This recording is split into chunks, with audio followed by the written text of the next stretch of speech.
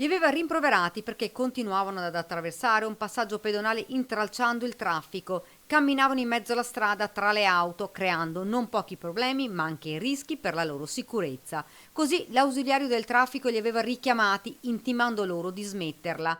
La loro risposta era stata immediata: non finisce qui, hanno detto. E poi dalle parole ai fatti. Lo hanno accerchiato e minacciato brandendo anche un coltello. L'uomo è riuscito ad attirare l'attenzione di altri passanti e fuggire.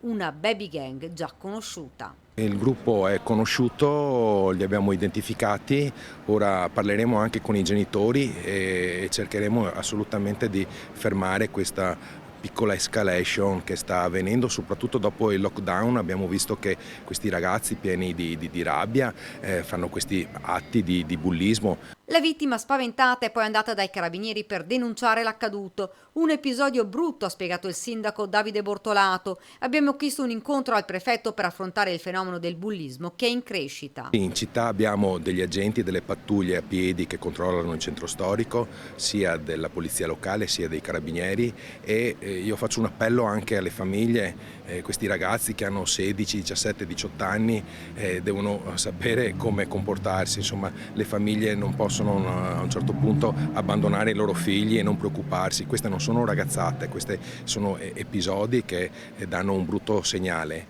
Una vera e propria spedizione punitiva quella messa in atto dalla baby gang. Tutti ragazzini tra i 16 e i 18 anni, già identificati, che rischiano ora provvedimenti seri.